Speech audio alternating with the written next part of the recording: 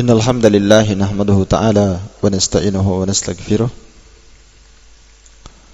ونعوذ بالله من شرور أنفسنا وسيئات أعمالنا من يهده الله فلا مضل له ومن يضلل فلا هادي له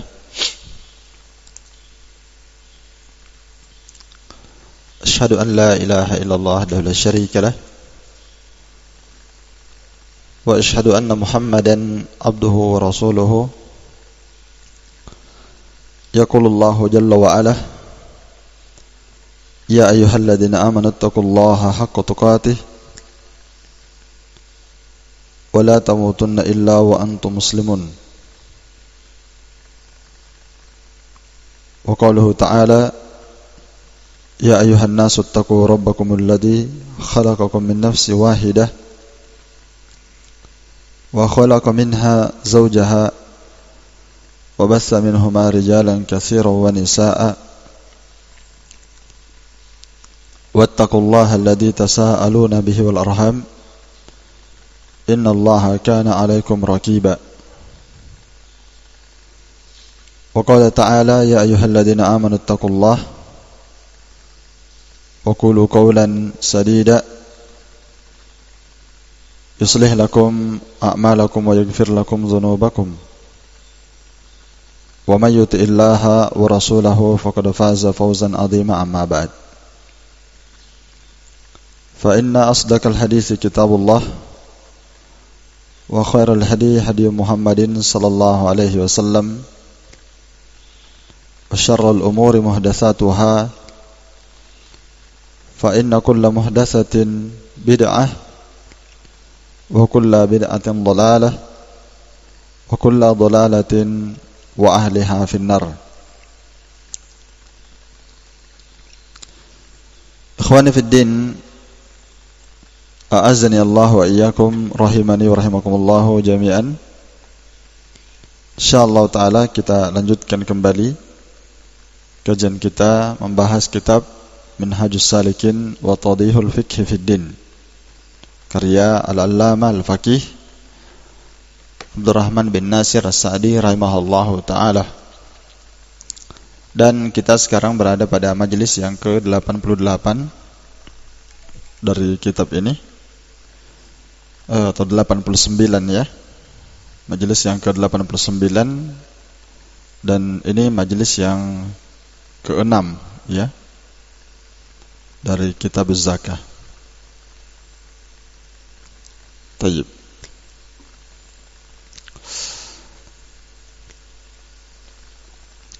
Setelah selesai kita membahas zakat emas dan perak, maka pada pertemuan hari ini kita akan membahas zakat uang dan zakat perdagangan. Tentunya pembahasan zakat uang ini adalah pembahasan yang sangat terkait dengan zakat emas dan perak.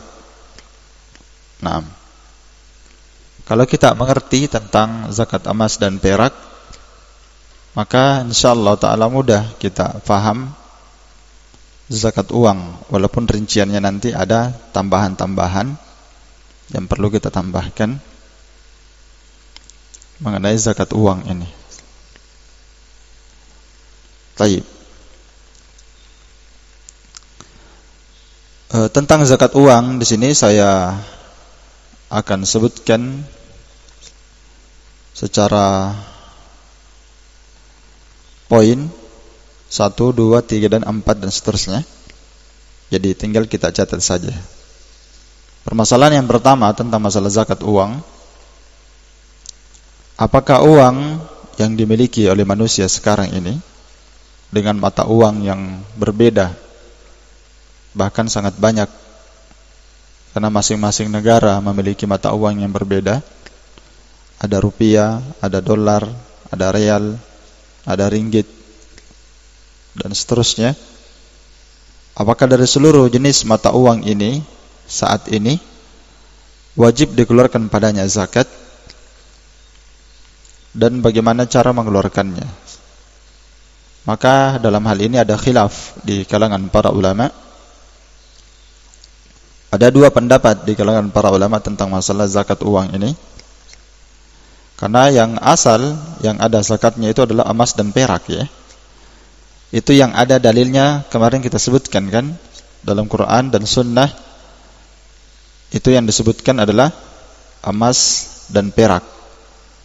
Ya, emas dan perak.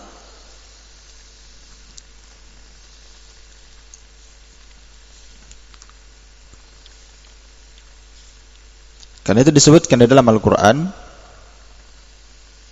ya, walladzina yaknizuna adh-dhahaba wal fiddah, yang disebut emas dan perak. Dalam hadis juga disebutkan ma min sahibi dhahabin wala fiddah, emas dan perak disebut. Itu yang asal ya. Apakah uang masuk? Maka ada dua pendapat di kalangan para ulama. Pendapat yang pertama, sebagian para ulama mengatakan uang dan mata uang yang ada saat ini itu tidak ada kewajiban zakatnya. Tidak ada apa? Kewajiban zakatnya, kecuali dia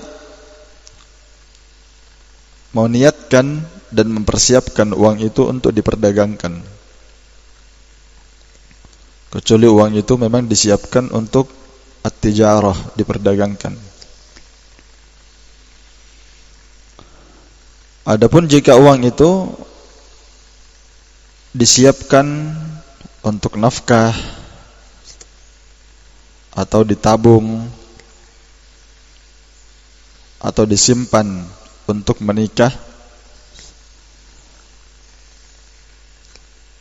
atau ditabung untuk memperbanyak harta atau ditabung sebagai modal atau disimpan untuk apa saja, untuk beli tanah, rumah, mobil, bangunan. Kalau uang yang disiapkan untuk disimpan saja seperti ini, fala tajibu fiha zakat, tidak ada kewajiban zakatnya meskipun hartanya banyak. Ini pendapat sebagian para ulama. Pendapat yang kedua, dan pendapat kedua ini yang tentunya insyaallah lebih benar, lebih didukung oleh dalil, yaitu mereka berkata uang dan semua mata uang yang ada, seluruh jenis mata uang, tajibu fiha zakah, wajib padanya zakat.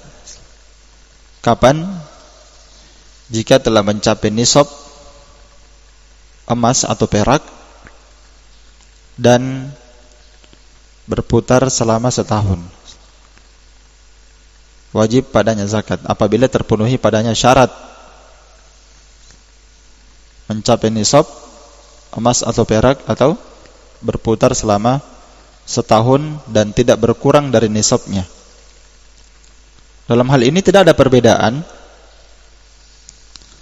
Tidak ada perbedaan apakah dia gunakan uang tersebut untuk diperdagangkan atau tidak diperdagangkan, sehingga mencakup uang meskipun untuk ditabung,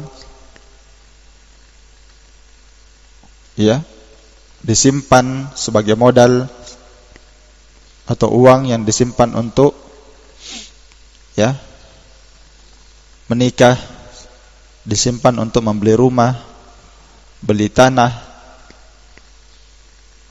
ya, atau memang uangnya disimpan dengan niat untuk diperdagangkan. Sama saja, semua harta yang disimpan ini selama mencapai nisab, apapun tujuan dia menyimpannya, menabungnya,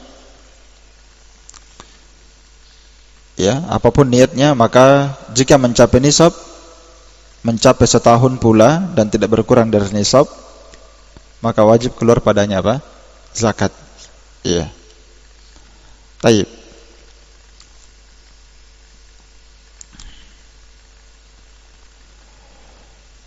Jadi uang apa saja yang dikumpulkan, ya, termasuk orang yang memang mengumpulkan hasil keuntungan dari usaha dagang, bahkan uang dari hasil gaji. Gaji asalnya dimakan tiap bulan, ya, dimakan tiap bulan. Orang yang gajinya 5 juta dia makan tiap bulan, itu enggak ada, ya. Tapi kalau ada yang dia tabung 1 juta bulan ini, bulan depan 1 juta, bulan depan 1 juta. Tersimpan nanti. Pas mencapai nisab, ya kan? Mencapai nisab, maka dia harus menghitungnya. Nanti kalau sudah sampai setahun, dia keluarkan itu, ya, yang sudah cukup 1 tahun dari hartanya. Adapun pertambahannya, tinggal dia hitung saja. Pertambahannya di bulan sekian, pertambahannya di bulan sekian. Nanti dia apa? Dia dihitung. Nanti sampai setahun, pertambahan itu baru apa? Dikeluarkan zakatnya. Bisa dipaham ya? Maksud saya, pertambahannya. Misalnya uangnya dia tabung bulan pertama 1 juta, 2 juta, 3 juta. Kalau misalnya nisabnya 6 juta, misalnya, nanti pada pas bulan Januari 6 juta, nah, maka dia mulai menghitung di situ. Dipaham tak? Ya, nanti bulan depan, bulan 2 tambah lagi 1 juta, bulan 3 tambah lagi 1 juta, bulan 4 tambah lagi 1 juta. Maka nanti pas masuk bulan 1 tahun depan, yang cukup setahun adalah yang pertama. Yang waktu itu berapa juta? 6 juta. Pertambahannya berapa? 1 juta di bulan 2, 1 juta bulan 3, 1 juta bulan 4. Pertambahan itu nanti dia keluarkan masing-masing. Itu kalau dia mau menghitungnya. Tapi kalau itu berat dan repot, cukup dia mengeluarkan satu sekaligus. Bisa dipaham? Jelas ya? Karena keuntungan pertambahan itu tadi dia mengikut kepada apa? Kepada asal. Jelas ya? Iya. Jadi nanti zakat perdagangannya seperti itu juga. Zakat uang. Jadi perdagangannya nanti berapa untungnya di bulan sekian, ya maka untung itu mengikuti modal. Walaupun untungnya ini tidak mencapai nisab. Karena kalau untung itu ditambah dengan modal, dapat nisab atau tidak? Dapat. Maka untung itu dan kelebihannya diikutkan kepada apa? Modal, diikutkan kepada asal. Jelas ya? Iya. Maka untuk mengeluarkan sekaligus itu bagus. Jadi ini tadi uang ada zakatnya, zakat uang ada zakatnya menurut pendapat yang lebih kuat. Dengan syarat 2 tadi, mencapai nisab dan sudah berputar selama setahun dan tidak kurang dari nisabnya. Tidak ada perbedaan apakah dia kumpulkan untuk berdagang atau untuk selain berdagang, untuk disimpan, ditabung, untuk beli rumah, beli tanah dan seterusnya, maka semuanya wajib dikeluarkan zakatnya. Dalil keumuman dalil wajibnya mengeluarkan zakat uang ya sama dengan dalil-dalil zakat emas dan perak. Sama dalil-dalilnya. Ya. Sama dalil-dalilnya. Di antaranya adalah firman Allah Ta'ala dalam surah Al-Baqarah 267, ya ayyuhalladzina amanu anfiqu min thayyibati ma kasabtum. Wahai orang-orang yang beriman, infakkanlah dari apa yang baik-baik, dari apa yang kalian usahakan. Dan juga Allah Ta'ala berfirman dalam surah At-Taubah ayat 103, khudh min amwalihim shadaqatan. Ambillah dari harta mereka sebagai sedekah. Apa makna sedekah di sini? Zakat. Khudh min amwalihim, ambillah dari harta mereka. Uang harta atau bukan? Tidak ada perbedaan di kalangan manusia. Kalau mereka bilang harta, yang paling pertama masuk apa? Uang. Dan hadits Mu'adz bin Jabal, hadits yang sangat terkenal, Nabi SAW perintahkan dia dalam berdakwah setelah menerima tauhid. Kalau ahli kitab sudah bertauhid, mereka sudah masuk Islam, mereka sudah salat, kata beliau, perintahkan mereka untuk mengeluarkan zakat. Khudh min amwalihim shadaqatan tutahhiruhum wa tuzakkihim biha wa shalli alaihim. Ya, bukan ya?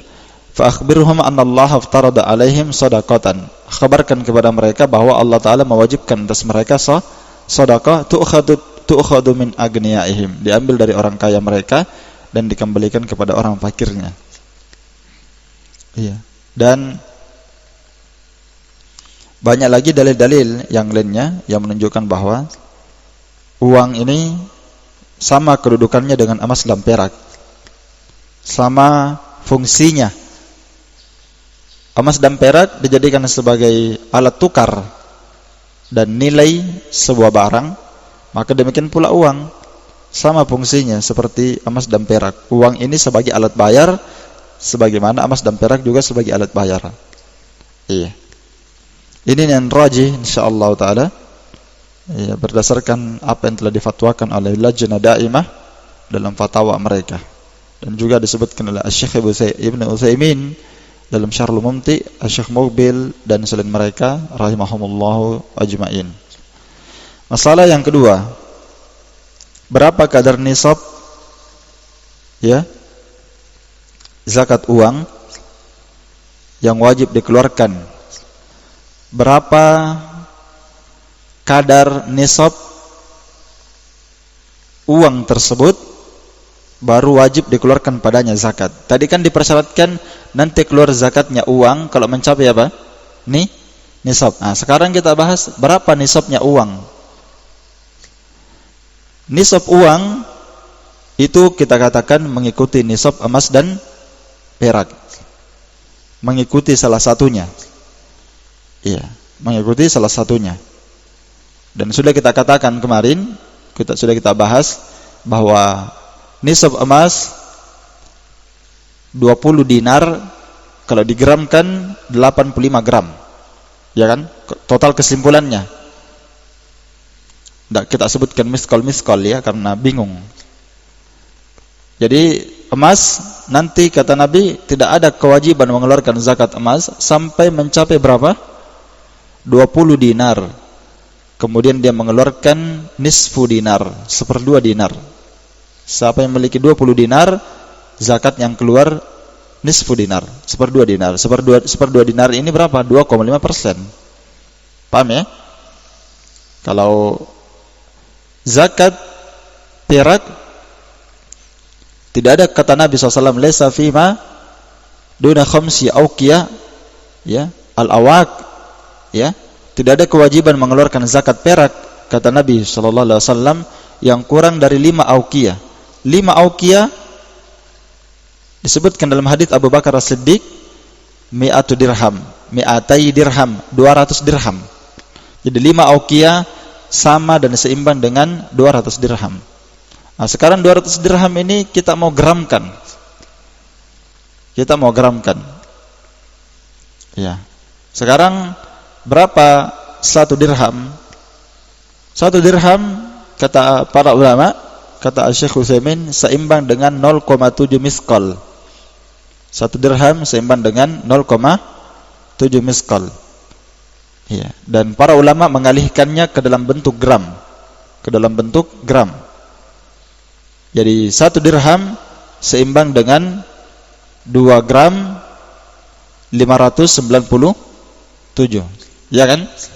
Jadi 1 dirham kalau kita mau nilai berapa gram, ya, 1 dirham itu senilai dengan 2 gram 957. Ya. Nah, 975. Nah, tinggal dikali saja. Ya, 1 dirham ini senilai dengan 2 gram 975 dikali 200, nanti totalnya jadi berapa? 595 gram. Nah, jadi nisab uang mengikuti nisab apa? Emas atau mengikuti nisab perak. Artinya mengikuti salah satunya. Mana yang dapat dari nisab keduanya, maka disitulah nisab uang mengikut. Iya.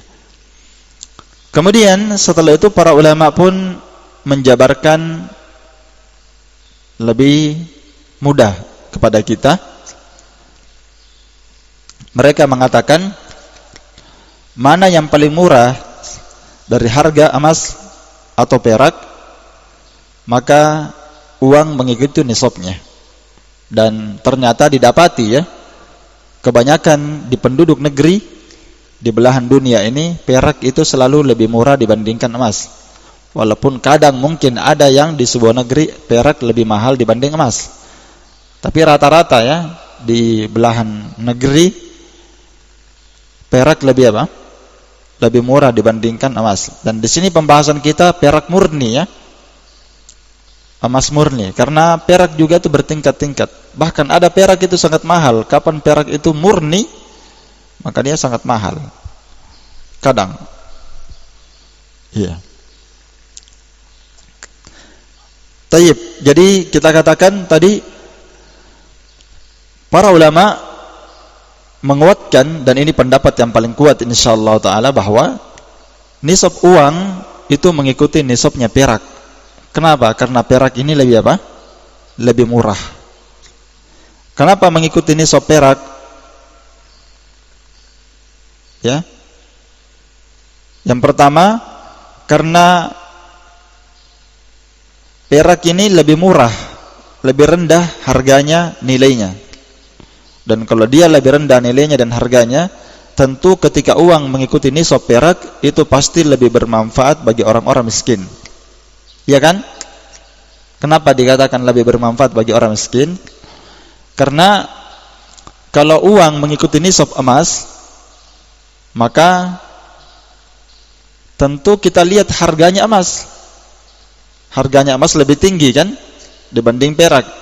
Sekarang kita uangkan dulu ini 85 gram emas, kita uangkan dulu supaya kita tahu berapa nilainya itu emas, nisab emas dengan nisab perak. Kita uangkan. Sudah kita uangkan kemarin ya, sudah kita hitungkan. Sekarang kalau seorang menghargai emas sekarang, nisabnya emas sepakat ijma' para ulama 85 gram. Ya kan? 85 gram. Sekarang emas 1 gram itu 1 juta. Yang sekarang ini, harga sekarang ini. Kan kalau kita mau hitung zakat uang, kita mau hitung zakat perdagangan, perhatikan, selalu harus kita menghitung harga sekarang. Begitu. Jangan hitung harga dulu 50 tahun yang lalu. Ya sudah pasti masuk di situ kan. Harga sekarang. Bahkan nanti kalau menghitung zakat uang dan zakat perdagangan, ya, karena dia mengikuti nisab perak, maka harus dilihat di awal dikumpulkannya uang, kadang kena nisab perak karena murah, nanti di akhir tahun harus dihitung lagi. Jangan sampai melonjak harganya. Jelas ya? Baik, nanti kita tinggalkan itu supaya kita tidak bercabang kita punya kepala. Sekarang kita uangkan dulu ini nisabnya emas dan perak. Emas nisabnya berapa? Ya. Nisabnya 85 gram. 1 gram emas 1 juta. Berarti 1 juta dikali 85 berapa? 85 juta. Ya. Jadi kalau uang mengikuti nisab emas, nanti orang punya uang 85 juta baru keluar. Iya kan? Nah. Kemudian nisab perak berapa gram? 595 gram. Perak harganya, tinggal antum ke pasar saja. Berapa harga perak murni? Ya kan? Berapa harga perak murni sekarang? 1 gram. Ya. Kalau perak, sebagian saya sendiri pribadi pernah bertanya, itu harganya ada yang sampai 10.000 1 gram. Iya. Dan ini tentunya kadang naik, kadang apa? Kadang turun. Jadi harus dilihat harga di pasar, berapa harganya perak. Iya. Kalau 1 gramnya 10.000, ya, maka 10.000 dikali berapa? 595. Totalnya jadi berapa? 5.950.000. Itu kalau harga perak 10.000, maka itulah nisabnya uang. Karena uang mengikut kepada nisabnya perak. Sekarang kalau kita katakan uang ini mengikuti nisab emas baru boleh keluar, maka nanti secara otomatis nanti orang punya uang 85 juta baru bisa keluar zakatnya. Iya kan? Kalau kita katakan nisab uang mengikuti nisabnya perak karena dia lebih murah, maka orang yang punya uang 6 juta sudah kena apa? Kena nisab dan wajib keluar padanya zakat. Dan kira-kira mana yang lebih bermanfaat bagi orang miskin? Mengikuti nisab emas atau nisab perak? Tentu yang lebih bermanfaat, lebih bermaslahat bagi orang miskin adalah mengikuti nisabnya apa? Perak. Kenapa? Karena setiap orang yang punya uang 6 juta nanti keluar zakatnya. Iya kan? Setiap orang punya uang 6 juta, tersimpan setahun, wajib keluar zakatnya. Dan tentunya pasti ini lebih banyak orang yang mengeluarkan apa? Zakat. Dan tidak setiap orang punya uang 85 juta. Lama mau dia kumpul itu uang 85 juta. Apalagi kalau dia cuma jual-jual di pasar. Iya kan? Tapi kalau dia punya uang 6 juta, mungkin hampir semua orang keluar zakatnya. Iya kan? Nah, berarti ini antum sudah paham kenapa dia dikatakan, kenapa zakat uang nisabnya mengikuti nisab yang paling murah? Karena itu lebih anfa lil fuqara wal masakin. Itu lebih bermanfaat bagi orang fakir dan orang miskin. Apalagi kita katakan asal disyariatkannya zakat itu asalnya untuk kemaslahatan siapa? Orang-orang miskin. Walaupun maslahat zakat itu bukan hanya untuk orang miskin. Iya kan? Iya. Kita katakan asalnya disyariatkannya zakat ya untuk diberikan kepada orang miskin, orang yang butuh, orang yang terlilit utang, orang yang mau berjihad dan seterusnya. Walaupun sebenarnya maslahat zakat ini lebih luas dari apa yang kita sangka. Karena maslahat mengeluarkan zakat ini ada maslahatnya untuk orang yang diberi, satu. Ada maslahat untuk orang yang memberi, dua. Ada maslahat untuk orang yang melihatnya. Ada maslahat untuk kaum muslimin dan ada maslahat untuk Islam itu sendiri. Iya. Jadi luas. Adapun maslahatnya untuk orang yang diberi, orang miskin diberi bermanfaat untuk pribadinya. Fuqara diberi bermanfaat untuk pribadinya. Orang amil diberi untuk kemaslahatan pribadinya. Adapun untuk fil jihad, orang yang berjihad di jalan Allah, ini kemaslahatannya untuk Islam. Iya kan? Dan maslahatnya untuk kaum muslimin secara umum. Iya kan? Baik. Dan seterusnya.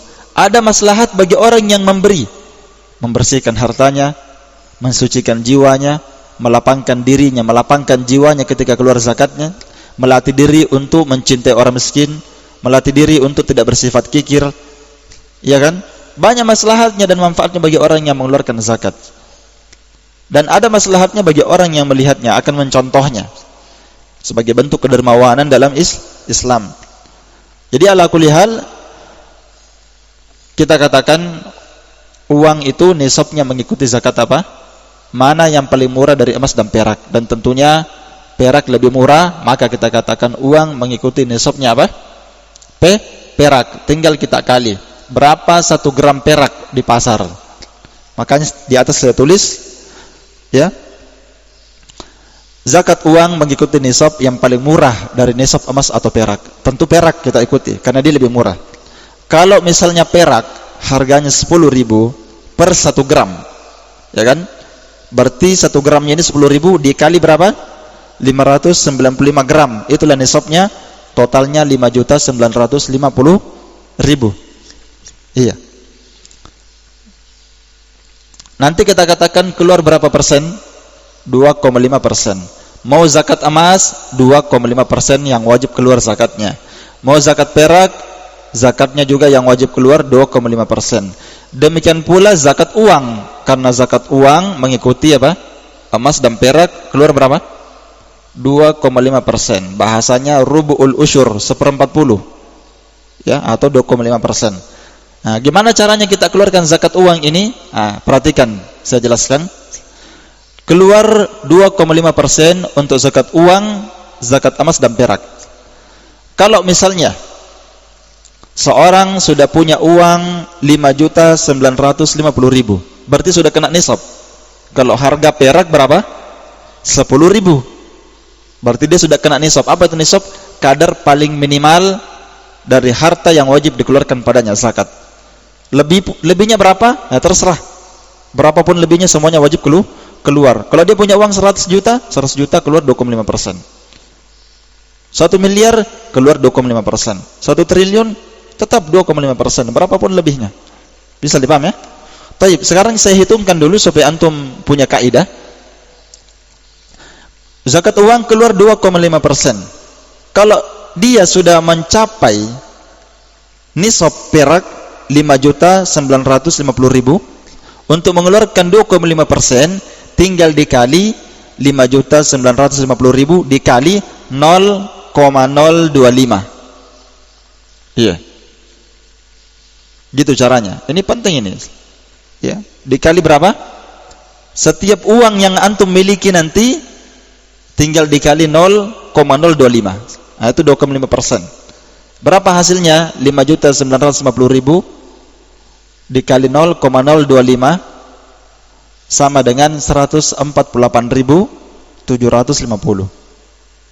Ya, hampir 6 juta, yang keluar cuma 148.000. Seligi ya? Taib, kalau kita bulatkan jadi 6 juta. 6 juta berapa dikali tadi? Dikali 0,025 sama dengan 150.000. Nah, itulah 2,5%-nya. Berapapun uang antum miliki tinggal dikali itu saja. Mau dikeluarkan 2,5%, enak kan? Gampang. Antum punya uang 50 juta. Sekarang 50 juta. Saya tulis di atas contoh saja ya. 50 juta ini nanti bisa dikiaskan ke yang lain. 50 juta tinggal dikali 0,025. Berapa hasilnya? 1.250.000. Kalau antum punya uang 100 juta dikali 0,025 berapa zakatnya? Ya, 2.500.000. 100 juta kan? 200 juta. Berapa 2,5%?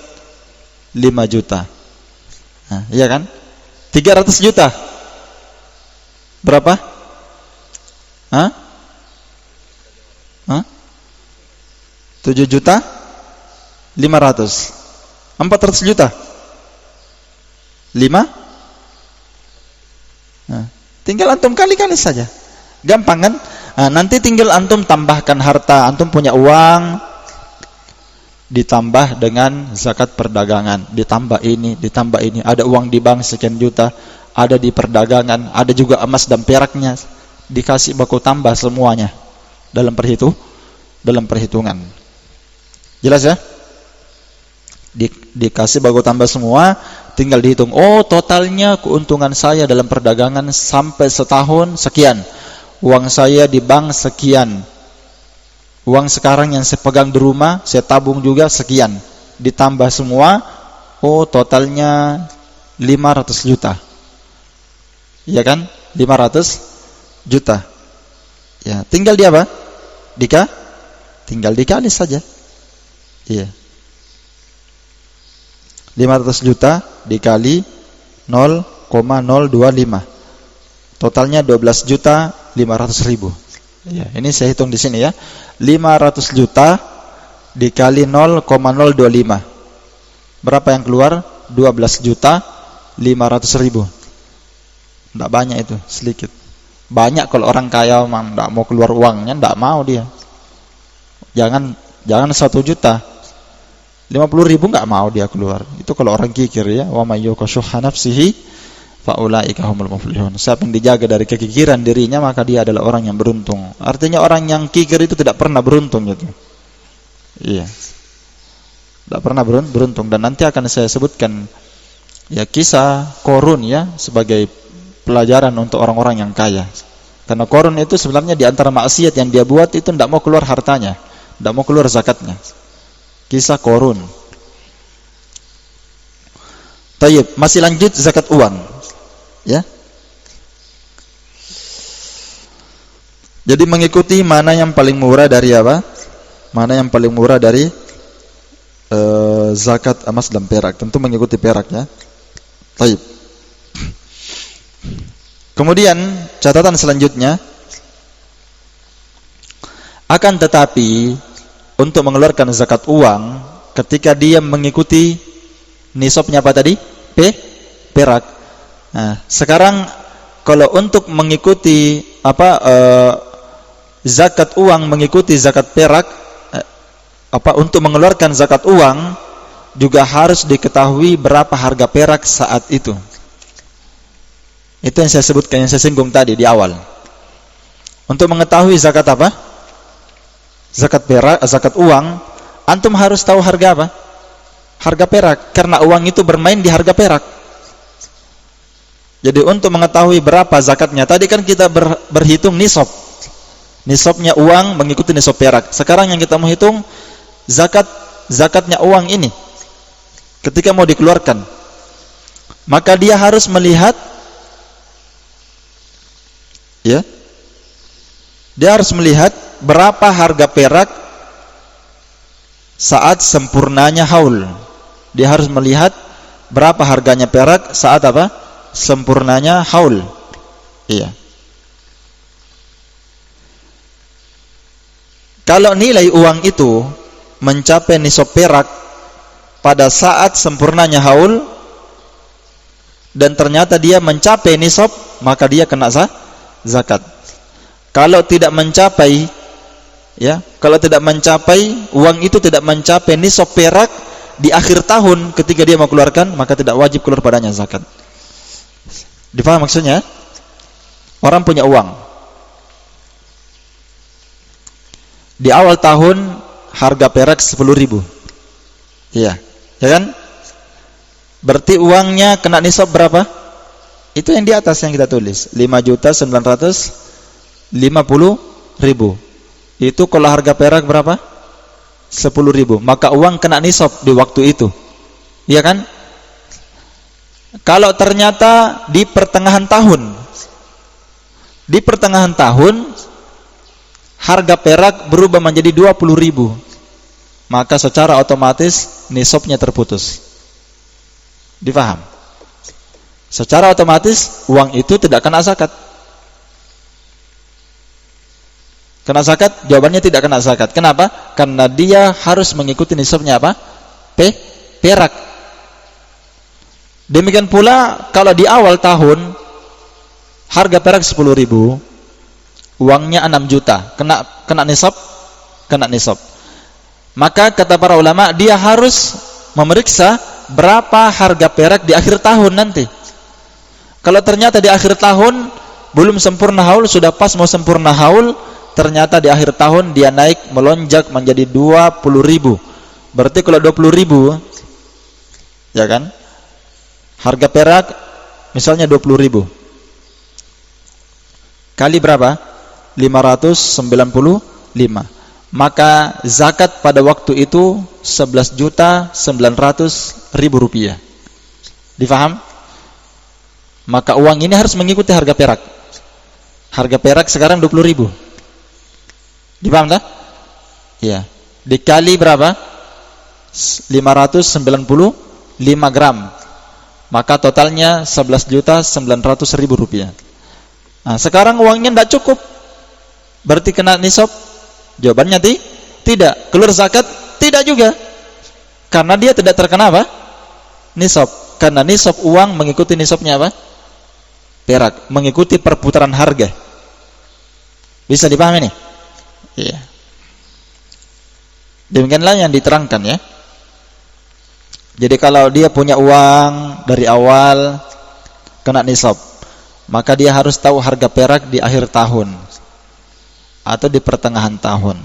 Jangan sampai melonjak jadi 20.000 atau lebih atau selain daripada itu, maka dia harus melihat. Jadi setiap dia mau keluarkan zakat uang, maka dia lihat.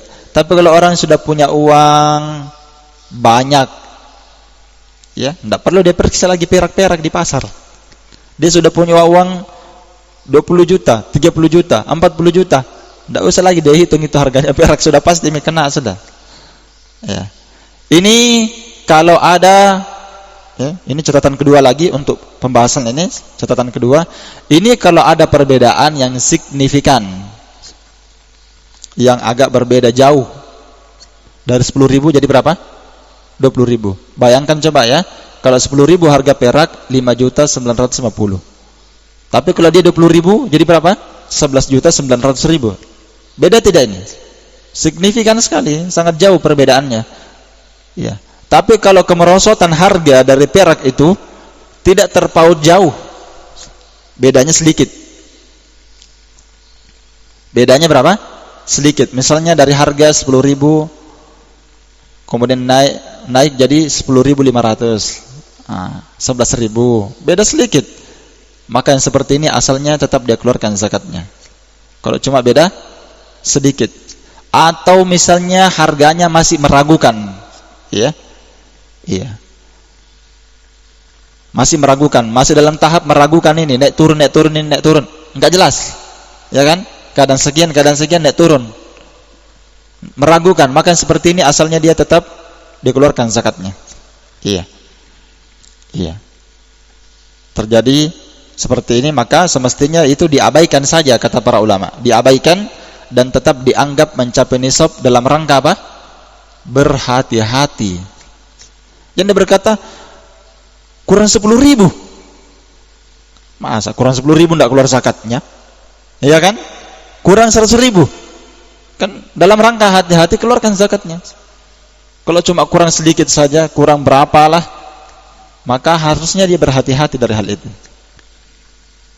Jelas ya? Lanjut catatan masalah zakat uang. Catatan selanjutnya, catatan ketiga ya. Jika seorang memiliki sejumlah uang dengan mata uang yang sama, atau memiliki sejumlah uang dengan mata uang yang berbeda, maka asalnya digabungkan dalam perhitungan nisab dan zakat. Digabungkan dalam perhitungan apa? Nisab dan zakat. Dia punya uang, mata uangnya sama, maksudnya sama-sama rupiah, sama-sama dolar, sama-sama real. Orangnya mungkin Indonesia, punya uang mata uang yang sama.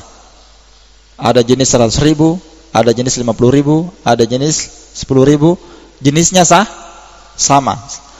Maka tidak ada keraguannya, ini disatukan dalam hitungan nisab dan apa? Zakat. Atau dia punya mata uang yang berbeda. Dia punya uang rupiah, dia juga punya uang real. Dia punya uang dolar, dia juga punya uang ringgit. Kan sama-sama uang, walaupun jenisnya berbeda. Maka tidak ada keraguan, ini semua disatukan dalam apa? Nisab. Disatukan dalam perhitungan apa? Nisab. Misalnya dia punya uang dolar 2.500.000. Iya. Atau 3 juta, dia punya dolar 3 juta. Dia punya uang 3 juta, uang rupiah 3 juta rupiah, enggak kena nisab. Misalnya ya, kalau misalnya nisabnya 6 juta kan, 3 juta ini enggak kena nisab. Dolarnya 3 juta enggak kena nisab. Tapi kalau digabungkan, kena atau tidak? Kena nisab. Maka dihitung dalam satu nisab. Jadi mata uang yang sama atau mata uang yang berbeda disatukan dalam perhitungan apa tadi? Nisab, dan disatukan dalam pembayaran zakat. Keluar 2,5% dari perhitungan keseluruhannya. Dipaham ya? Baik. Karena itulah seluruh jenis mata uang yang ada di dunia ini, karena jenis mata uang itu banyak, macam-macam. Seluruh jenis mata uang yang ada di dunia ini digabungkan dalam perhitungan nisab dan zakat. Kenapa? Karena asal seluruh dari mata uang itu memiliki makna dan illat yang sama. Memiliki makna, maksud yang sama. Yaitu sebagai apa? Sebagai alat tukar menukar dan sebagai tolak ukur dalam menilai suatu harga barang. Dan itu tentunya sama dengan dinar dan dirham di masa Nabi sallallahu alaihi wasallam. Ya. Sama. Jadi mata uang apapun semua fungsinya sama. Sebagai alat tukar menukar, sebagai tolak ukur dalam menilai sebuah harga barang. Ya, dialah yang menjadi nilai. Karena mobil ini tidak bisa kita nilai kecuali dengan menggunakan apa? Uang. Berapa harganya rumah ini? Antum nanti tahu nilainya dengan apa? Uang. Makanya dia dikatakan sebagai tolak ukur dalam menilai sebuah harga barang. Dan itu sama dengan emas dan perak. Catatan keempat selanjutnya, masalah zakat uang. Jika jumlah uang tersebut nilainya melebihi nisab, maka berapapun kelebihannya tetap terkena zakat. Ya, tetap terkena apa? Zakat. Sebab dalam zakat emas dan perak itu tidak ada wakas. Tidak ada apa? Wakas. Demikian pula zakat emas, zakat uang sama. Tidak ada apa? Wakas. Jadi zakat emas dan perak serta zakat uang itu tidak ada wakasnya. Apa maksudnya tidak ada wakasnya? Tidak ada pembatasan berapa, batasan maksimalnya tidak ada. Berapapun yang dia miliki semuanya dikeluarkan. Walaupun asalnya nisabnya uang misalnya mengikuti nisab emas dan perak.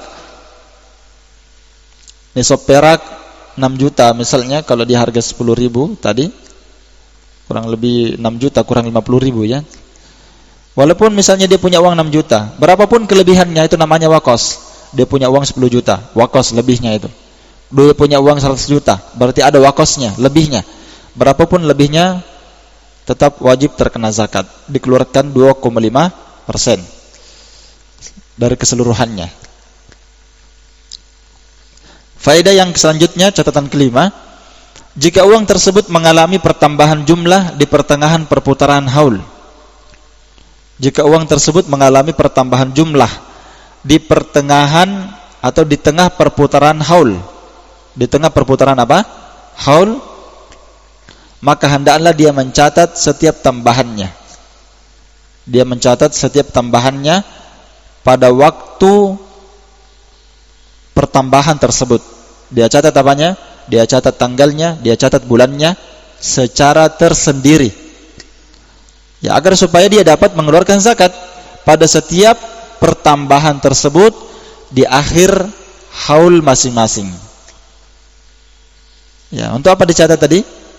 Pertambahan itu supaya dia dapat mengeluarkan zakatnya setiap pertambahan itu pada akhir haul masing-masing. Ini antum paham ini tidak? Paham tak? Ya.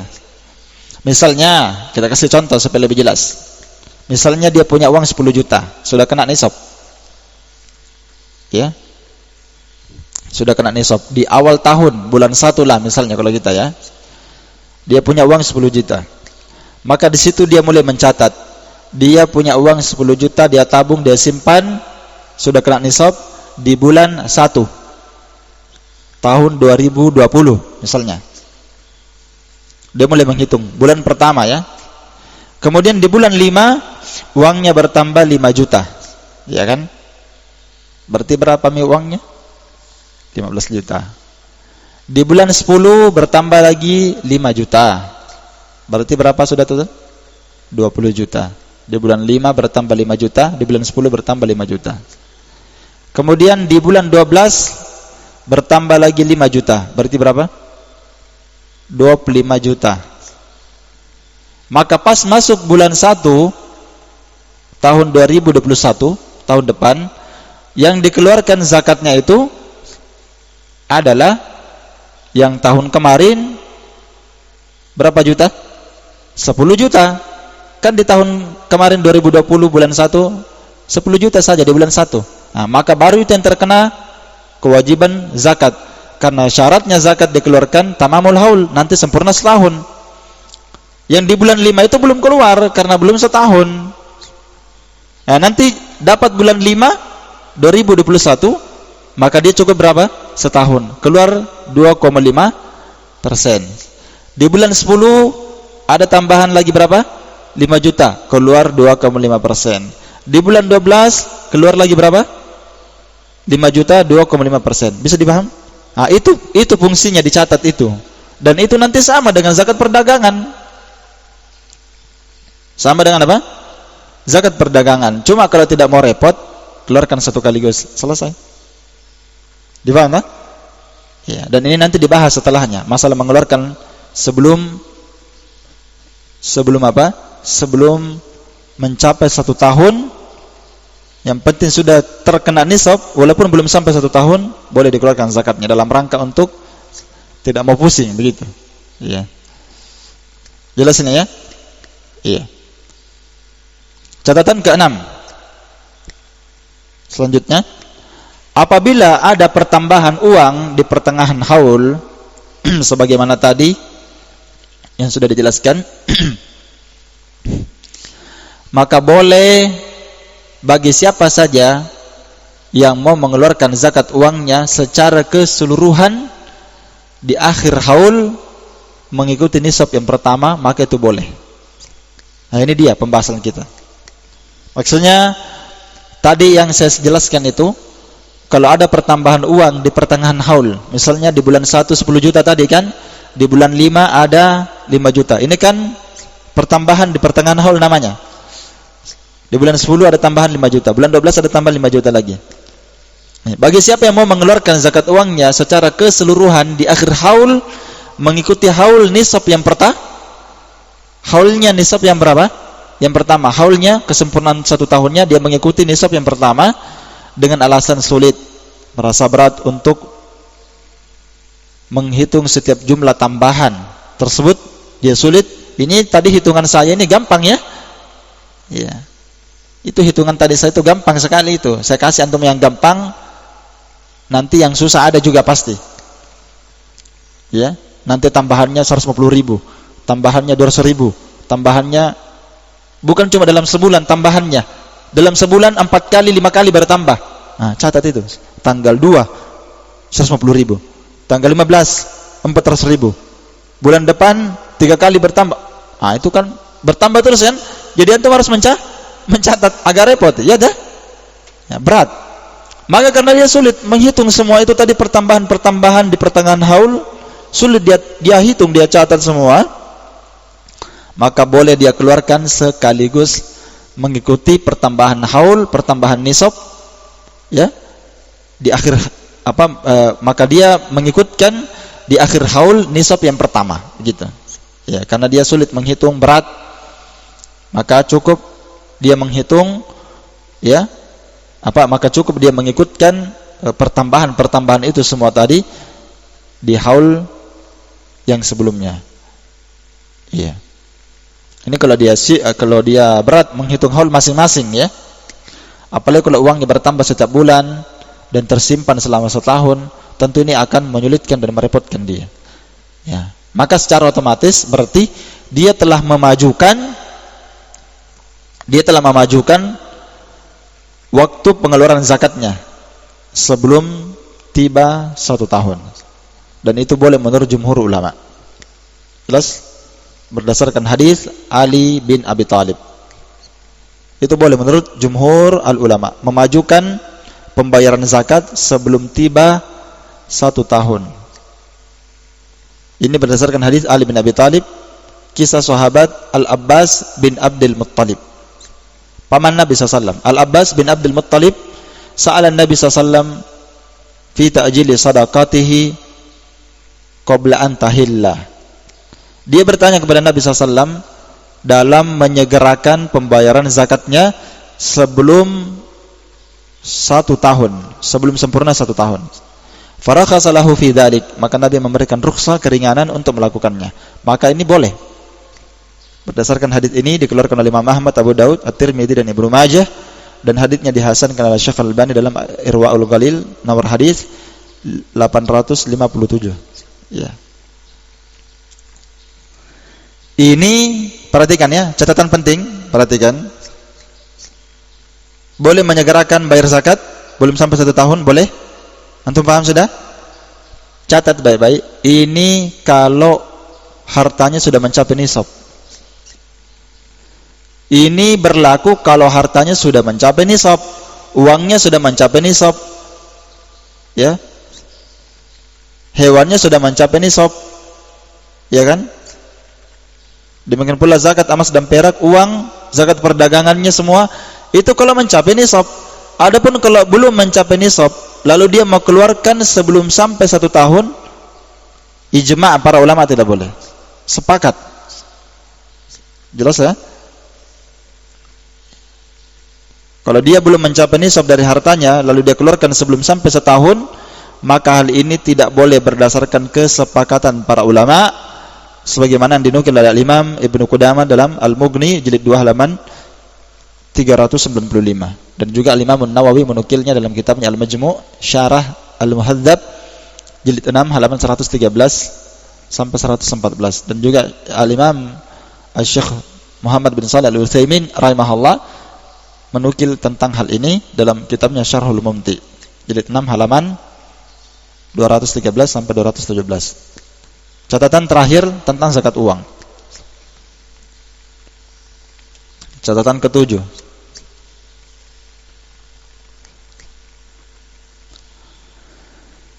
Lajnah Daimah, Komite Dewan Fatwa ya di Saudi, mereka memberikan fatwa bahwa harga barang perdagangan itu ikut digabungkan dengan uang yang dimiliki dalam perhitungan nisab. Iya. Harganya barang yang diperdagangkan, apa maksudnya harganya? Nilainya, modal dan untungnya. Jadi orang punya uang, dikeluar zakatnya tadi kan? Zakatnya mengikuti zakat apa? Perak. Maka kalau ada orang berdagang, kata mereka, kata Lajnah Daimah, orang berdagang, untungnya ini dan modalnya nanti semua dihitung. Kalau dia punya modal 10 juta, untung 5 juta, 15 juta. Nilai harga uang yang dihasilkan dari zakat perdagangan, modal dan untungnya, ini ikut digabungkan dalam perhitungan nisab dengan zakat uang. Bisa dipaham? Digabungkan. Ini tadi sudah disebut dari awal ya. Sudah kita bahas dari awal. Ikut dihitung bersama dengan zakat uang yang dimiliki dalam perhitungan nisab. Karena maksud, kata mereka, maksud yang diinginkan pada barang perdagangan itu bukan barang itu sendiri yang diinginkan, tapi apa? Uang. Untuk menghasilkan uang yang merupakan sama fungsinya emas dan perak pada masa sekarang ini atau di masa Nabi SAW. Sehingga kata mereka, keduanya ini memiliki makna yang sama. Memiliki makna yang sama. Oleh karena itu, nilai pada harta perdagangan itu dikeluarkan zakatnya dalam bentuk uang, bukan dalam bentuk barang. Dipaham ya? Nah, nanti akan saya jelaskan ya di antara adab-adab. Di sini nanti akan saya jelaskan adab-adab membayar zakat. As-Sa'di juga menyebutkannya. Insyaallah. As-Sa'di juga menyebutkannya.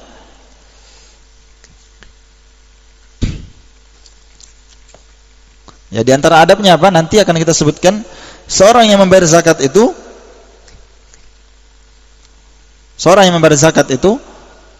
sesuai dengan apa yang disyariatkan. Ya. Kalau misalnya hewan, sepakat para ulama yang wajib dikeluarkan zakatnya hewan. Ya. Kalau zakat uang, yang dikeluarkan uang. Zakat, misalnya zakat buah-buahan, yang dikeluarkan buah-buahan, bukan uang. Ya. Misalnya dia panen kurma, ya kurma yang dikeluarkan. Ya.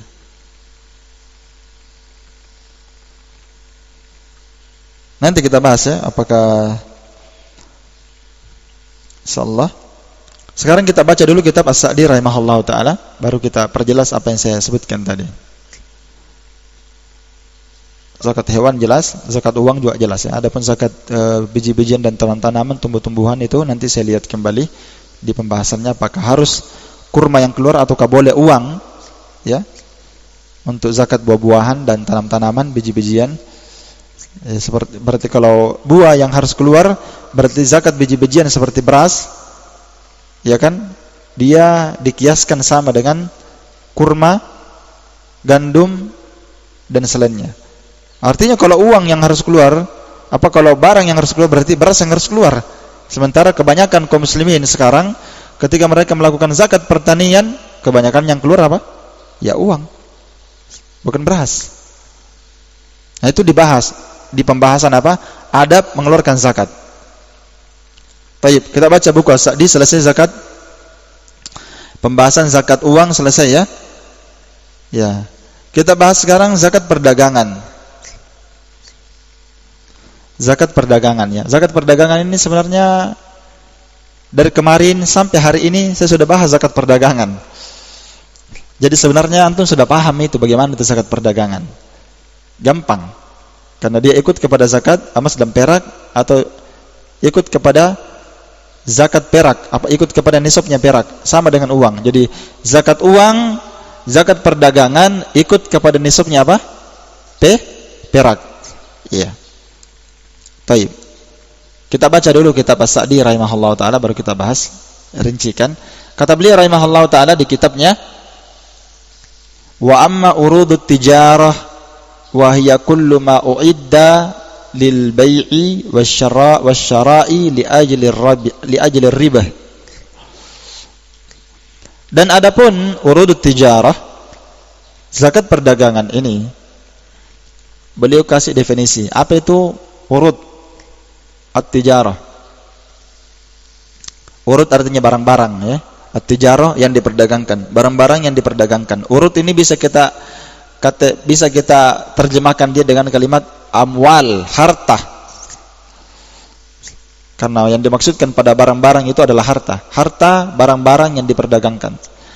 Kata beliau adalah perdagangan ini yang wajib padanya zakat adalah kullu ma uidda lil bai'. Setiap barang apa saja, dari harta maksudnya, ya.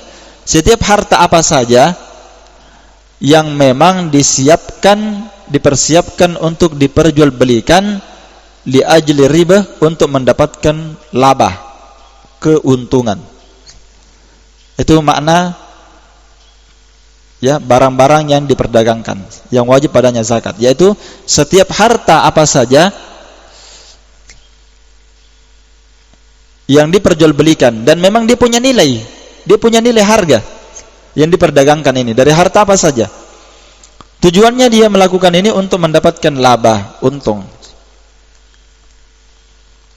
Iya. Kata para ulama, sama saja apakah yang diperjualbelikan ini adalah jenis harta yang wajib padanya zakat atau jenis harta yang memang tidak ada padanya zakat. Nah, begitu globalnya, ya. Apakah yang diperdagangkan ini memang termasuk jenis harta yang wajib padanya zakat? Seperti apa? Emas, jual beli emas. Emas kan ada zakatnya, kan? Ataukah yang diperdagangkan ini as-sa'imah, binatang ternak, yang ada zakatnya itu asalnya, kan? Apakah diperdagangkan adalah memang asalnya ada kewajiban zakatnya? Bahimatul an'am, gandum hintoh, gandum syair, gandum bur, beras, dagang beras. Beras ada zakatnya? Ada. Apakah diperdagangkan ini beras ada zakatnya? Zabib, kurma, anggur kering, ataukah memang yang diperdagangkan memang bukan barang yang ada zakatnya? Seperti apa? Siap, baju, penjual baju, ya. Distro, kena kan? Al-iqar, jual beli tanah, tuan tanah, banyak tanahnya, jual beli tanah. Atau bangunan, iqar itu bangunan dan tanah masuk semuanya, ya. Al-iqar masuk tanah, masuk bangunan, ya. Atau al-fawaki, atau dia penjual buah. Dia penjual buah. Buah apa saja, semua masuk buah-buahan. Mau penjual apel, penjual salak, penjual pisang, penjual mangga. Kena semuanya. Kena kewajiban zakat kalau mencapai nisab. Kalau mangganya cuma 100.000 saja, enggak ada zakatnya. Kenapa? Enggak sampai nisabnya. Nanti kena nisab kalau dia mencapai apa? Nanti kena zakat kalau dia mencapai apa? Nisab. Jadi jangan sampai ada penjual sayur dengar, wah, keluar zakatnya ini kalau kita jual sayur. Kalau capai nisab, kalau sayurmu 600 kilo, tapi kan tidak mungkin. Dia jual sayur sebanyak itu, tidak mungkin. Sayur 1 karung saja ini setengah mati habis dijual. 1 karung itu sayur itu ringan, ya, tidak sampai. Mungkin tidak sampai 50 kilo. Ya. Syaratnya nisabnya itu, ya, kalau apa? Kalau dia berdagang hasilnya nanti sampai 6 juta, ya. Iya. Baik. Jelas, ya? Jadi ini zakat perdagangan. Apakah yang diperjualbelikan itu adalah jenis harta yang wajib padanya zakat atau jenis harta yang tidak ada kewajiban zakatnya, seperti baju, pakaian, jual beli tanah, bangunan, mobil, jual beli motor, jual beli mobil, Dan saya kira orang yang jual beli mobil pasti kena zakat. Kenapa? Mobil harganya mahal sekali. Jual beli mobil Avanza, Honda Brio, macam-macam dia jual, ya kan? Ada Fortuner, ada Pajero misalnya. Ya kena zakat. Kenapa? Harganya sudah pasti kena nisab. Iya.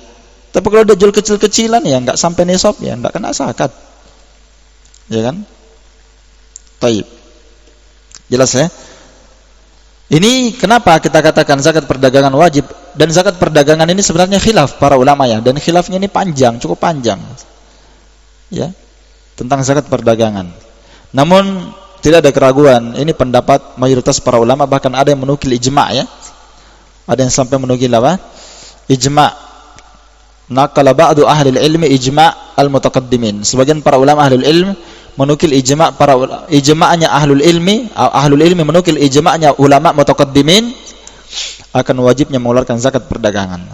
Ya, ini bisa dilihat dalam kitab Al-Ijma', kitab Imam Al-Baihaqi, Sunan Al-Baihaqi, kitab At-Tamhid karya Ibn Abdul Bar, ya, dan juga Syarh Sunnah, Al-Mughni karya Imam Ibnu Qudamah, dan Syekhul Islam Ibnu Taimiyah dalam Majmu' Fatawa beliau, dan Fathul Bari karya Ibnu Hajar, dan selainnya menukil ijma'. Ada yang menukil ijma' wajibnya urud tijarah ini, ya, walaupun sebenarnya tidak hampir ijma' mungkin karena ada khilaf, tapi kuat pendapat yang mengatakan zakat perdagangan itu ada zakatnya. Karena apa? Pertama ada dalilnya dalam Quran dan Sunnah. Di antara dalilnya semuanya sudah kita sebutkan tadi dalam surah Al-Baqarah ayat 267, ya ayyuhalladzina amanu anfiqu min thayyibati ma kasabtum. Wahai orang yang beriman, infakkanlah ya dari apa yang baik-baik dari usaha kalian. Perdagangan usaha. Bisa dilihat dalam surat Taubah ayat 103, khudh min amwalihim shadaqatan, ambillah dari harta mereka sebagai sedekah. Ya. Ambillah dari harta mereka sebagai apa? Sedekah. Untuk apa? Tutahhiruhum wa tuzakkihim, untuk mensucikan mereka, membersihkan mereka dan mensucikan mereka dengan keluarnya harta tersebut. Wa sholli alaihim, dan doakanlah mereka. Ya. Dan masih ada dalil-dalil yang lain, yaitu hadisnya sahabat tadi Mu'adz bin Jabal disuruh untuk menagih zakat, mengeluarkan zakat bagi orang yang orang-orang yang kaya. Iya, untuk orang-orang yang kaya. Pembahasan selanjutnya tentang zakat perdagangan adalah nisab. Ya. Jadi zakat perdagangan ini sudah kita sebutkan yang manakah itu yang dimasukkan dalam kategori zakat perdagangan. Satu, yang kedua, zakat perdagangan ini menurut pendapat yang kuat hukumnya wajib dikeluarkan zakatnya, karena adanya dalil dari Quran dan Sunnah. Dan yang kedua, alasan yang lain sudah saya sebutkan tadi, karena zakat perdagangan ini sebenarnya yang diinginkan dari barang perdagangan yang diperdagangkan, yang diinginkan dengannya apa? Untuk menghasilkan apa? Uang. Meskipun yang dia jual itu barang-barang, mobil, rumah, tanah, ya, sawah, atau selain daripada itu, meskipun yang dia perjualbelikan itu barang, tapi maksud dari perdagangan itu adalah apa? Menghasilkan uang. Itu pendapat yang kuat ya. Ini pembahasan kedua, wajibnya zakat perdagangan. Bahkan ada yang menukil ijma'. Pembahasan yang ketiga, nisab zakat perdagangan. Berapa nisab zakat perdagangan? Kita katakan tadi nisab zakat perdagangan ini mengikut kepada nisabnya perak, karena itu lebih murah dan itu lebih bermanfaat bagi orang miskin.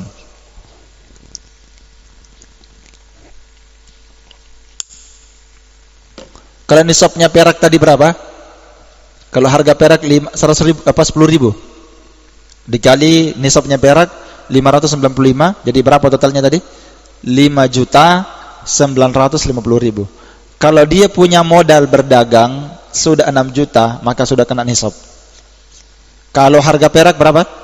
10.000. Iya. Jadi makanya saya sudah sebutkan dari awal, uang itu mengikuti nisab perak, dia hitung dari awal kenanya zakat, nanti di akhir tahun dia harus tahu harga apa? Perak. Dia harus tahu harga perak. Jangan sampai di akhir tahun nilai perdagangannya tidak mencapai nisab. Uangnya tidak mencapai nisab, hasil perdagangannya tidak mencapai nisab, maka tidak wajib keluar zakatnya. Tapi kalau perdagangannya sudah luar biasa, sudah 100 juta, enggak usah dia hitung lagi ke pasar. Sudah mesti ya kena sudah. Ya kan? Kalau perdagangannya sudah 50 jutaan ke atas, ya sudah pasti kena. Ya kan? Iya. Ini kalau orang yang perdagangannya ada uangnya kecil-kecilan, dihitung-hitung dulu. Kena atau tidaknya? Sampai atau tidaknya? Kalau bedanya signifikan, enggak keluar. Kalau beda ya, jauh, terpaut jauh. Tapi kalau kurang lebih sedikit saja, ya kan? Bedanya sedikit, melonjak sedikit, maka asalnya apa tadi? Dia tetap mengeluarkannya dalam rangka berhati-hati. Sama lah zakat perdagangan seperti itu nisabnya. Dia mengikuti nisabnya perak. Ya, makanya kata Sa'di rahimahullahu taala di sini, fa innahu yuqawwamu idha halal haul bil ahadhi lil masakin min dhahabin aw fiddah. Nah, itu pembahasan nisab itu yang beliau bahas sebenarnya. Apabila urudut tijarah, barang-barang yang diperdagangkan ini ya mencapai nisab, yuqawwam, yakni maksudnya apa? Dilihat berapa kimahnya, berapa nilainya itu perdagangannya. Nah, untuk mengetahui berapa nisabnya, lihat dulu berapa nilainya, berapa harga barang keseluruhannya, berapa modalnya, berapa untungnya. Kalau ternyata sudah mencapai nisab, wahalal haul, dan sudah berputar selama berapa? Setahun, maka dia mengeluarkan zakatnya kepada orang miskin bil ahadhi lil masakin, dia berikan bagiannya orang miskin. Ini disebutkan orang miskin bukan maknanya penyaluran zakat untuk orang miskin saja, tidak. Tapi kita katakan lil masakin wa ghairihim, dan selain orang-orang miskin min ahli zakah, dari orang-orang yang berhak mendapatkan apa? Zakat. Mengikuti nisabnya apa? Kata beliau min dhahabin aw fiddah, mengikuti nisabnya emas atau mengikuti nisabnya perak. Ini sudah kita bahas. Dia mengikuti nisabnya apa? Perak, karena itu lebih murah. Jelas? Sekarang kalau dia sudah kena nisab, sudah berputar selama setahun, dari zakat perdagangan kena nisab, berputar selama setahun, dan tentunya nanti ini nisabnya perak, apa nisabnya perdagangan. Kalau misalnya totalnya nanti perdagangannya 50 juta, total perdagangannya, ya kan? Maka dia tambah dengan apa? Uang yang dia miliki. Yang mana?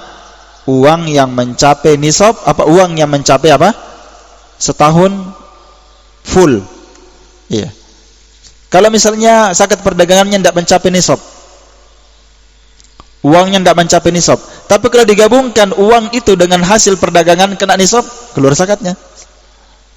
Dipaham ya? Dikeluarkan zakatnya. Kalau dia punya hasil perdagangan 50 juta, dia punya tabungan 10 juta, ya kan? Dan 10 juta yang dia tabung ini sudah mencapai apa? Setahun juga. Kecuali uangnya tidak sampai setahun, yang tidak keluar, ya kan? Tidak bisa digabungkan dengan apa? Keuntungan perdagangan tidak bisa digabungkan. Kenapa? Karena tidak sampai setahun. Dan tidak ada kewajiban zakat kalau tidak sampai setahun. Kalau dia punya uang 20 juta sampai setahun, keuntungan zakat perdagangan sudah sampai setahun, sudah 1 tahun dia berjual beli, ya kan? Sampai setahun sudah.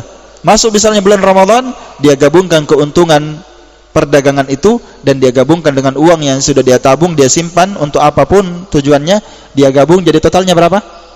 70 juta. Ya kan? Untung perdagangan 50 juta, modal dan untungnya. Kemudian tabungannya 20 juta, setahun juga digabungkan 50 tambah 20, 70 juta, keluar 2,5%. Jelas? Nah, begitu menghitung zakat perdagangan. Kata beliau, wa yajibu fihi rubu'ul usyur, dan wajib padanya mengeluarkan 1/40 atau kata lainnya 2,5%. Iya. 2,5%. Iya.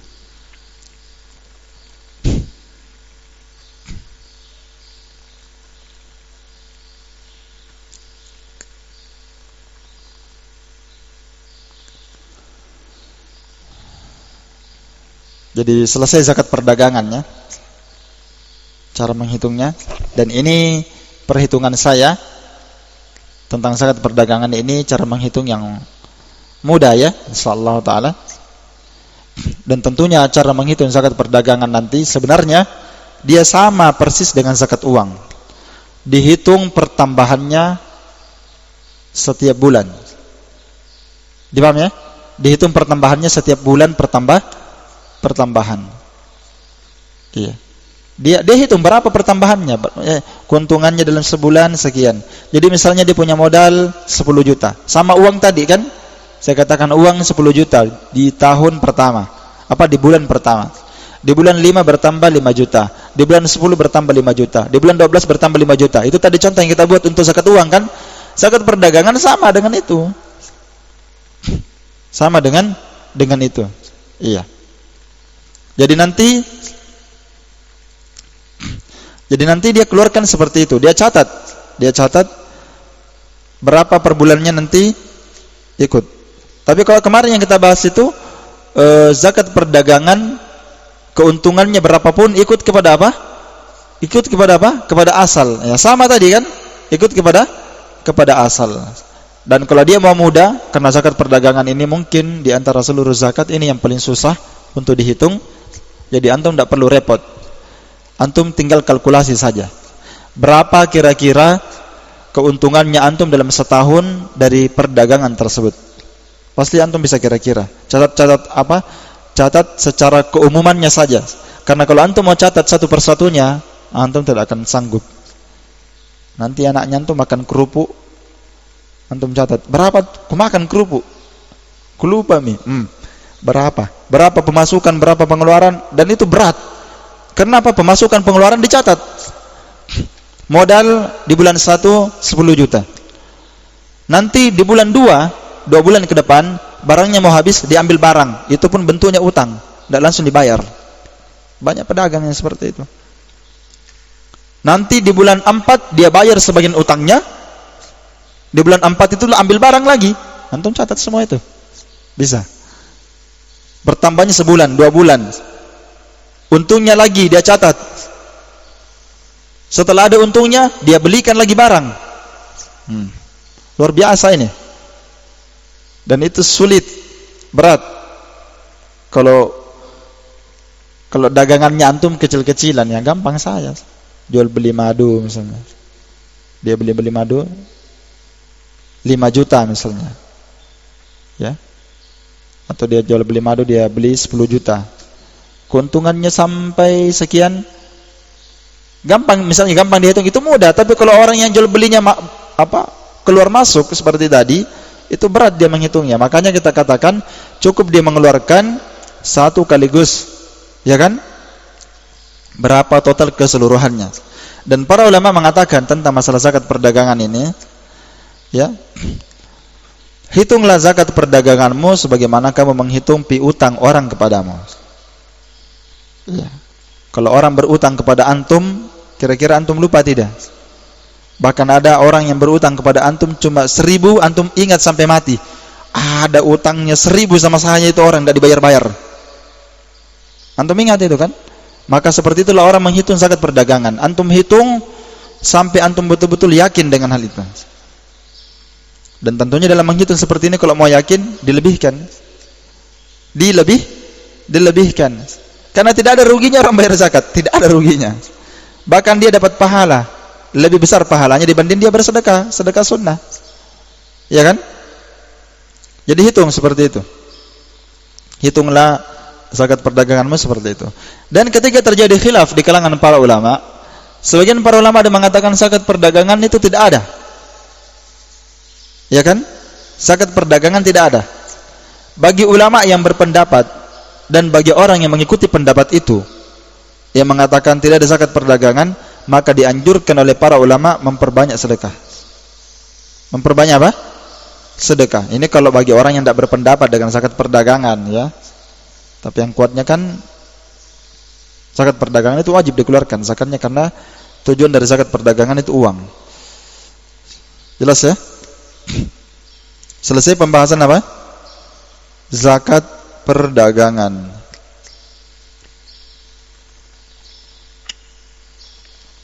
Kemudian Imam As-Sa'di rahimahullah ta'ala masuk membahas pembahasan zakat uang. Astagfirullah, zakat uang. Zakat utang, ya. Zakatud duyun. Ya, kalau bahasa kita dimasukkan oleh para ulama pembahasan zakatu ad-duyun, zakat utang piutang. Nanti setelah itu baru dibahas tentang adab-adab. Ya, ini saya kasih judul-judul ya supaya gampang antum catat. Pembahasan setelahnya adalah zakat masalah utang, kemudian pembahasan setelahnya itu sebenarnya adalah pembahasan adab-adab, ya. Adab-adab pembayaran zakat. Apa adab-adabnya membayar zakat? Baik, sekarang kita bahas zakat utang. Di pembahasan zakat utang,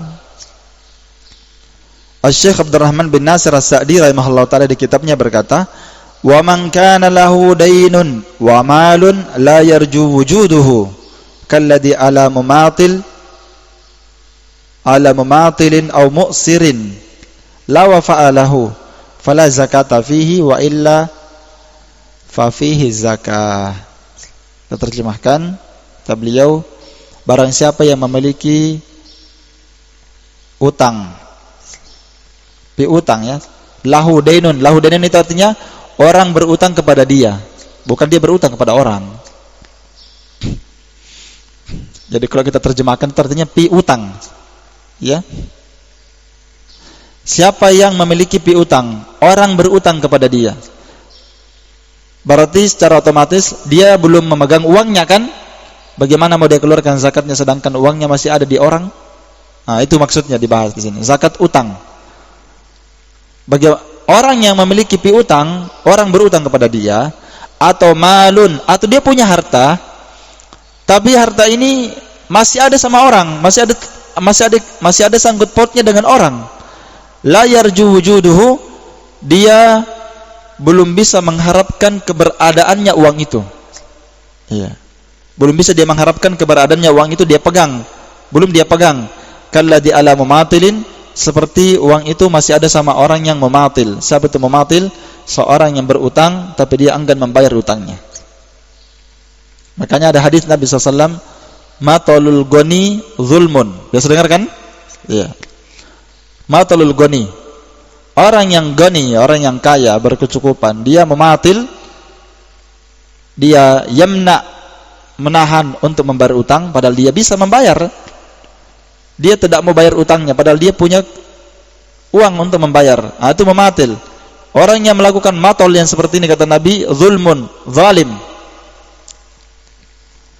Au mu'sir, atau dia punya uang tapi uangnya ini masih ada dalam genggaman orang lain, sudah dipinjam, orang itu mu'sir, sulit membayar utangnya, sulit mengembalikan uangnya karena dia juga kesulitan, terlilit, atau dia mungkin tertimpa kemiskinan, tiba-tiba dia bangkrut misalnya, mu'sir.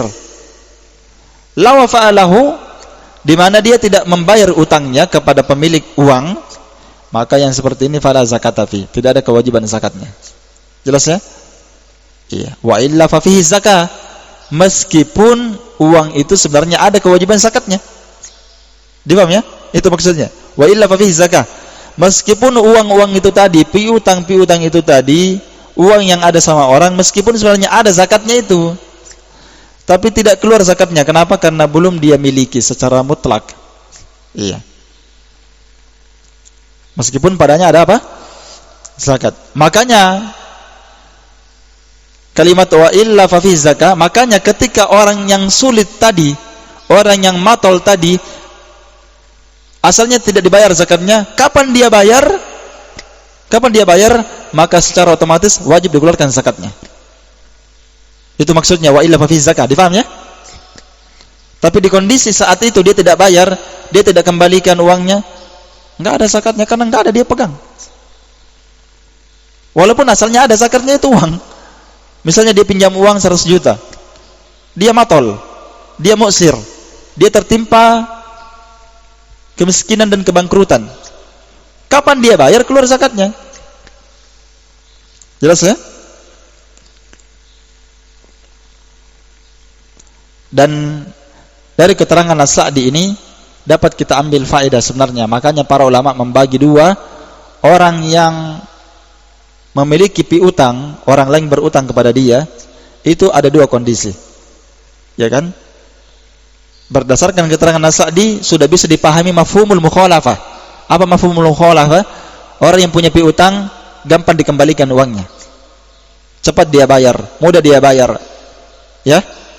Maka orang yang seperti ini harus membayar zakatnya. Jadi sekarang kita rincikan. Ya, kita rincikan. Kita baca dulu keterangan para ulama, dan ini sebenarnya pembahasan zakat utang, piutang ini sudah saya bahas kemarin ya. Sudah atau belum? Sudah kebahas kemarin ini. Ya, tentang dua pembagian orang yang masalah berutang. Orang yang memiliki piutang kepada dia. Sudah saya bahas kemarin ini sebenarnya. Ya, di pembahasan zakat ad-duyun ya, sudah kita bahas. Naam. Baik. Kita baca dulu keterangan As-Sa'di rahimahullah taala ya. Jadi kata beliau rahimahullah taala, ya, orang yang memiliki piutang kepada dia tidak sanggup dia bayar. Ya, tidak sanggup dia bayar. Taib, atau tidak bisa diharapkan keberadaannya, seperti barang yang dicuri atau uangnya hilang, iya, atau diambil tanpa hak. Taib, sama dengan mematil tadi. Maka yang seperti ini tidak bisa dia mengeluarkan zakatnya, tidak ada kewajiban zakatnya. Inilah jenis harta yang ghairu marju al-ada. Ya, di dalam Sahih Fiqh Sunnah disebutkan ya, orang yang memiliki piutang itu dua jenis. Kata beliau, ada orang yang memang uangnya itu tidak bisa diharapkan kembali. Karena apa? Karena muksir, tidak mudah dia bayar, dia mengingkari ya, membayar utangnya. Termasuk orang yang apa?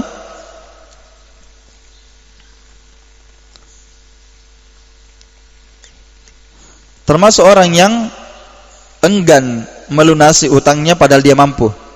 Sudah kita sebutkan tadi ya. Maka yang seperti ini tidak ada zakatnya. Iya. Tidak ada zakatnya. Karena itulah Aisyah radhiyallahu taala anha berkata, "Laisa fid dain zakatun hatta yaqbidah." Tidak ada kewajiban zakat pada utang sampai dia memegang uang tersebut.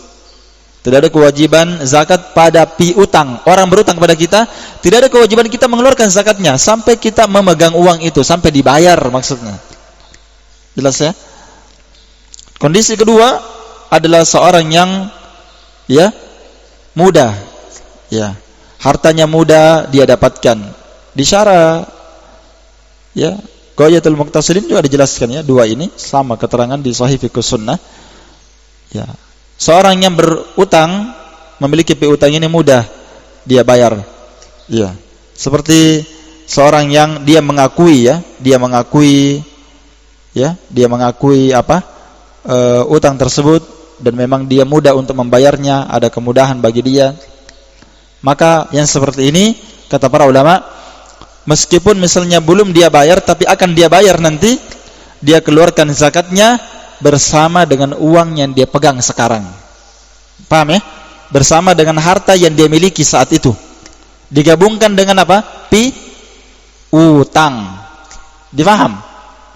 Digabungkan dengan uang yang dia miliki. Iya. Ya'jal zakatahu ma'amalihil hadir fi kulli haulin. Nah, itu kalimatnya yang disebutkan dalam Sahih Fiqh Sunnah. Dia wajib menyegerakan, ya'jal ya, ya'jal, dia menyegerakan pembayaran zakatnya meskipun belum dia dibayar misalnya, atau apalagi kalau sudah dibayar ya. Ya, dia segerakan zakatnya itu bersama dengan hartanya yang dia miliki sekarang ini ketika sudah sampai 1 tahun. Ketika sudah sampai apa? 1 tahun. Iya. Bisa dipaham ya? Digabungkan dengan uang yang dia miliki. Ini insyaallah taala kesimpulan pembahasan zakat utang piutang. Iya. Sekarang kalau dia punya utang kepada orang, ya, dia punya utang kepada orang, sedangkan dia punya kewajiban zakat, ya. Kata Utsman bin Affan, hada syahrun zakatukum, syahrul zakatikum. Ini adalah bulannya pembayaran zakat kalian. Faman kana alaihi dainun falyu'addi. Maka siapa yang punya utang, kewajiban dia membayar utang, wajib dia bayar utangnya dulu. Supaya dia tahu, kata beliau, supaya dia tahu hasil dari harta kalian yang mau dikeluarkan zakatnya berapa. Jelas ya? Kalau masih mencapai nisab, ya jelas dia keluarkan zakatnya. Dia keluarkan apa? Zakatnya. Dia bayar utang dulu, kata beliau. Hatta tahsul amwalakum fatu'addi minha zakah. Jelas ya? Baik. Selesai insyaallah taala. Besok saya bahas tentang adab-adab membayar zakat. Jadi pembahasannya besok ini adab-adab membayar zakat ya. Kemudian As-Sa'di di sini saya lihat pembahasannya membahas zakat fitri dulu, baru dia bahas siapa yang berhak untuk diberikan padanya zakat. Nanti kita ikuti urutannya saja ya, baru kita tambahkan faedah. Insyaallah taala. Ini tentang adab-adab pembayaran zakat ini pentingnya yang disebutkan oleh beliau. Nanti saya tambahkan apa yang penting dari hal ini. Allah taala alam bisawab. Naktafi bihadzal qadar. Subhanakallahumma wa bihamdik asyhadu an la ilaha illa anta astaghfiruka wa atubu ilaik. Alhamdulillahirabbil alamin.